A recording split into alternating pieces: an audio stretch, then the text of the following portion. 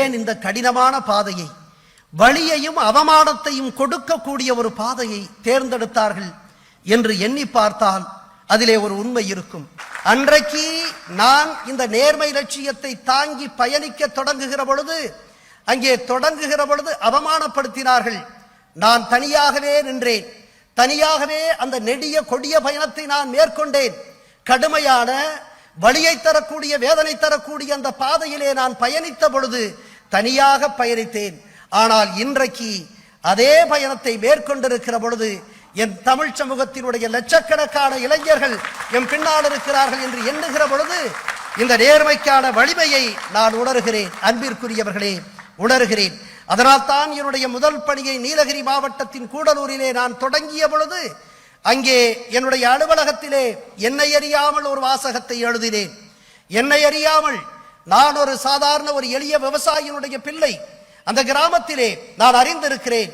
அந்த கிராமத்து மக்களினுடைய உழைத்து இழைத்து களைத்து போன அந்த எளிய மக்களினுடைய வறுமையையும் வெறுமையையும் அறிந்த காரணத்தினால் என்னுடைய முதல் பதவியை பெற்றபோது என்னை அறியாமல் என் உள்ள கிடக்கையை வெளிப்படுத்துகின்ற விதத்தில் என்னுடைய அலுவலகத்தினுடைய அந்த சுவற்றிலே எழுதி வைத்தேன். என்ன தெரியுமா அந்த வாசகம்? உனக்கு அதிகாரம் இருந்தால் அதனை ஏழைகளுக்கு பயன்படுத்து என்றுதான் எழுதியிருந்தேன். If you have power, use it for the poor என்று எழுதியிருந்தேன். உனக்கு அதிகாரம் இருந்தால் அதனை ஏழைகளுக்கு பயன்படுத்து என்று என்னை அறியாமல் என் உள்ள கிடக்கையாக இருந்த வாசகம் அங்கே என்னுடைய அலுவலக சுவற்றிலே வெளிப்பட்டது.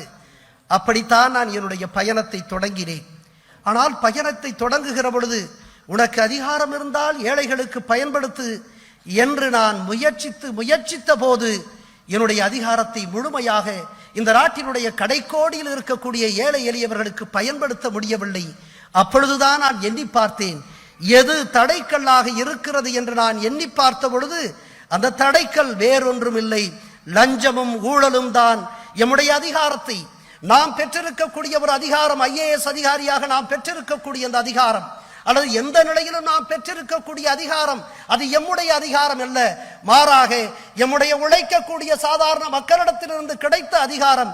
எனவே எனக்கு கிடைத்த அதிகாரத்தை என்னுடைய மக்களுக்கு நான் அந்த மக்களுக்கே திருப்பி செலுத்துவதற்கு தடையாக இருந்தது ஊழல், லஞ்சம் என்று நான் கருதிதான் என்னுடைய வாசகத்தை மாற்றினேன். அன்றைக்கு மாற்றப்பட்ட வாசகம்தான் லஞ்சம் தவிர்த்து நெஞ்சம் நிமிர்த்து என்று.